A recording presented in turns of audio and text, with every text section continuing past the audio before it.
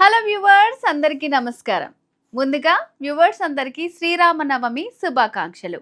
శ్రీరామనవమి అనగానే అందరికీ గుర్తొచ్చేది ముందుగా చలవ పందిళ్ళు, రాముల వారి కళ్యాణోత్సవం. దాంతోపాటు అందరికీ చిన్నపిల్లలకి పెద్దవాళ్ళకి ఇష్టమైనది ప్రసాదం. అదే మన వడపప్పు, పానకం. కొన్ని ప్లేసెస్లో చలివిడి కూడా చేసుకుంటారు. చైత్ర మాసంలో వచ్చే ఈ రాముల వారి కళ్యాణంలో ప్రత్యేకంగా వడపప్పు పానకాన్నే ఎందుకు ఇస్తారు, దాని వెనకాల ఉన్న సైంటిఫిక్ రీజన్ ఏంటి, అండ్ వడపప్పు పానకం తీసుకోవటం వల్ల మనకు కలిగే లాభాలేంటో ఈ వీడియోలో తెలుసుకుందాం. చైత్ర మాసం చాలా వేడిగా ఉంటుంది ఈ మంత్ అంతా కూడా. సో ఈ నెలలో వచ్చే వేడిని తట్టుకోవటానికి పానకం, వడపప్పు ఇస్తారు. వడపప్పు ప్రత్యేకంగా పెసరపప్పుతో తయారు చేస్తారు. చాలా ప్రదేశాల్లో కామన్గా నార్మల్ పెసరపప్పునే నానబెట్టేసి ప్రసాదంగా ఇస్తూ ఉంటారు. అలాగే పానకం వచ్చేసి పానకంలో మనకి బెల్లం, మిరియాలు అండ్ అలాగే కొన్ని ప్లేసెస్లో అల్లం కూడా వేస్తూ ఉంటారు. సో వీటి వల్ల చాలా చలవ చేస్తుందన్నమాట.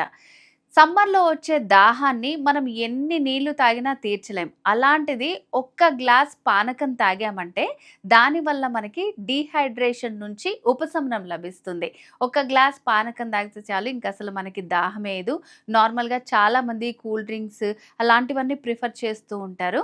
సో సమ్మర్లో మనకి ది బెస్ట్ పానకం. సో ఈ చైత్ర మాసంతో మనకి సమ్మర్ స్టార్ట్ అవుతుంది కాబట్టి స్టార్టింగ్ మంత్లోనే మన ఇమ్యూనిటీ బూస్ట్ చేయడానికి వడపప్పుని, పానకాన్ని ఇస్తారు. అలాగే పానకాన్ని విష్ణుమూర్తికి, బుధగ్రహానికి ప్రీతిపాత్రమైనదిగా భావిస్తారు. పానకంలో వాడే యాలకులు, మిరియాలు, సొంటి ఇలాంటివన్నీ కూడా దగ్గు, జలుబు, ఎండ నుంచి వచ్చే వేడి ఉపశమనాన్ని తగ్గించడానికి పనిచేస్తుంది.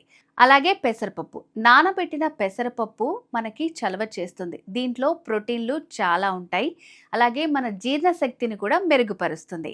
వడపప్పుని ప్రసాదంగా పెట్టడానికి మరొక రీజన్ కూడా ఉంది. అదేంటంటే పెసరపప్పు బుధగ్రహానికి, విష్ణుమూర్తికి ఎంతో ఇష్టమైనది. అందుకే దాన్ని ప్రసాదంగా ఇచ్చి తర్వాత భక్తులందరికీ పంచుతారు. రాముల వారి కళ్యాణం అయిపోగానే ఈ ప్రసాదం ఇస్తారనమాట. చాలామంది చిన్నపిల్లలందరూ కూడా కళ్యాణం అయిపోగానే వడపప్పు ఎప్పుడిస్తారు, పానకం ఎప్పుడిస్తారని ఎదురు చూస్తుంటారు. వాటి వెనకాల ఇంత సైంటిఫిక్ రీజన్ ఉంది. సో తప్పకుండా రాముల వారి కళ్యాణం చూసిన తర్వాత పిల్లలు, పెద్దలు వడపప్పు అలాగే పానకం ప్రసాదాన్ని తీసుకొని ఈ వేసవి తాపం నుంచి ఉపశమనం పొందండి. అలాగే దాని వెనకాల ఉన్న అంతరార్థం గురించి తెలుసుకున్నారు కదా. సో వ్యూవర్స్, మరి శ్రీరామ నవమి రోజు వడపప్పు, పానకం ఎందుకు ఇస్తారో తెలుసుకున్నాం కదా. ఇది మన ఆరోగ్యానికి మంచిది. అలాగే దేవుడికి ప్రసాదంగా పెట్టి తర్వాత మనం తీసుకొని చాలామందికి పంచాలి అనే ఉద్దేశంతో కూడా మనం ఈ ప్రసాదాన్ని చాలా ఎక్కువగా చేస్తూ ఉంటారు. గుళ్ళ దగ్గర అయితే గ్లాసెస్తో చాలామందికి పంచుతూ ఉంటారు. సో వీటి వల్ల మనకి ఎన్ని లాభాలు ఉన్నాయో తెలుసు కదా. ఇది కేవలం ప్రసాదం మాత్రమే కాదు, మన ఆరోగ్యాన్ని కూడా కాపాడుతుంది. దయచేసి అంటే మీ దగ్గర నియర్ బై టెంపుల్స్కి వెళ్ళినప్పుడు తప్పకుండా ప్రసాదం తీసుకోండి. మరొకసారి వ్యూవర్స్ అందరికీ శ్రీరామనవమి శుభాకాంక్షలు. సో మరి ఈ వీడియో నచ్చితే లైక్ చేయండి. ఇలాంటి మరిన్ని మంచి మంచి వీడియోస్ కోసం మన ఛానల్ని సబ్స్క్రైబ్ చేసుకోండి.